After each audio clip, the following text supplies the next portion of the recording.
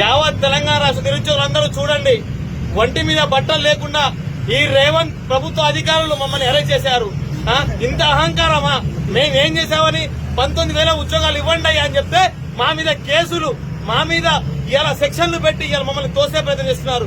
ఇది ఇప్పటికీ రేవంత్ రెడ్డి ప్రభుత్వానికి చర్మగీతం పాడినట్టే. దగ్గరలో కూడా రేవంత్ రెడ్డి గారు దిగిపోయి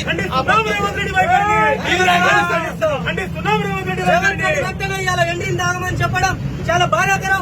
వెంటనే ఆ పాట వెనక్కి తీసుకొని తెలంగాణ నిరుద్యోగులకు క్షమాపణ చెప్పాలి రేవంత్ రెడ్డి. వెంటనే 19,000తో నోటిఫికేషన్ విడుదల చేయాలి.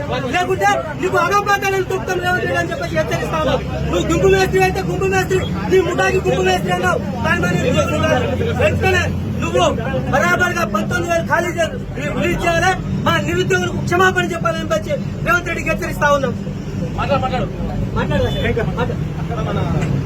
అంత దారుణంగా మమ్మల్ని అందరినీ అరెస్ట్ చేసి ఈ దెబ్బలు ఇంద్రానాయక మీద దెబ్బలు, మా అందరి మీద దెబ్బలు, నవీన్ పట్నాయక్ కింద వేసి దానికి కుమారాన్ని వీళ్ళందరూ కొట్టడం ఇదేమి ఇంత చర్య? ప్రజాస్వామ్యం ఇదా? ఇంత దాష్టికంగానా? ప్రజాప్రభుత్వమా ఇది? అమభాష ప్రభుత్వమా? నిరుద్యోగులు కొట్టేదా? ఈ మేమే కదా మీకోసం మా ముఖాలు తెలుసు కదా రేవంత్ రెడ్డి గారు. మేము కదా ఇదే ఇంద్రాన్న కదా బస్ యాత్ర చేసింది, ఇదే నవీన్ పట్నాయక్ కదా భూపాలపల్లి మొత్తం తిరిగి ప్రచారం చేసింది, ఇదే కుమారన్న కదా కొత్తగూడ ప్రచారం చేసింది. మేమందరం ప్రచారం చేసి ఆ రోజు రాత్రి దెబ్బలు తిన్నాం అవతల పార్టీ వాళ్ళతో. ఈ రోజు మిమ్మల్ని అధికారాలు తీసుకొచ్చినందుకు ఇంత ఘోరంగా బట్టలు చిరిగేలా కొడతారా? ప్రజాపాలన అన్నావు కదా, ప్రజాపాలన ప్రశ్నిస్తే ప్రివెంటివ్ అరెస్ట్ చేస్తున్నావు. ఇదా నీ వైఖరి? మేమేనా అనుభవం పడుకుని తిరుగుతున్నామా? మా చేతుల్లో ఆయుధాలు ఉన్నాయా? వినతి పత్రం మాత్రమే ఉన్నాయి కదా. మా చేతుల్లో అనుభవాలు ఉన్నాయా? మా చేతిలో కేవలం 0.5 గ్రాములు ఉన్నటువంటి ఇంకు పెళ్లి ఉన్నాయి కదా. మరి మేము ఏం చేసినట్టు అరెస్ట్ చేస్తున్నావు? ఈ అరెస్టుతో నువ్వు మా గొంతు నొక్కలేవు.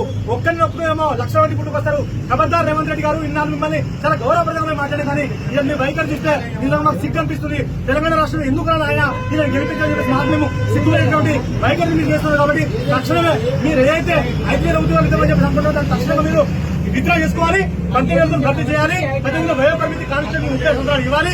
ఎస్ఐకి 30 సంవత్సరాలు ఇవ్వాలి. లేని ఏదైనా రాష్ట్రంలో మొత్తం అగ్నిగుండం అవుతుంది. రేపటి నుంచి తెలంగాణ రాష్ట్రం మొత్తం అల్లకరణం అవుతాము. ప్రతి ఒక్క రోడ్డు బ్లాక్ చేస్తాము. నువ్వు ఎలా అయితే చూస్తావో మా అంతుని చూపిస్తాం. ఖబర్దార్, జై తెలంగాణ. రేవంత్ రెడ్డి గారు నల్గొండ ప్రజాసభలో మాట్లాడుతూ మమ్మల్ని ఉద్దేశిస్తూ మీరు చావండి అన్నందుకు మేము ప్రజాస్వామికంగా మాకున్న హక్కుల ప్రకారంగా మేము పోలీస్ స్టేషన్కి వెళ్లి రిప్రజెంటేషన్ ఇద్దామని వెళ్తే పోలీసుల ద్వారా మమ్మల్ని రేవంత్ రెడ్డి గారు పోలీసుల ద్వారా మమ్మల్ని అరెస్ట్ చేయించి ఈ రోజు పోలీస్ స్టేషన్ కి తరలించడం జరుగుతుంది.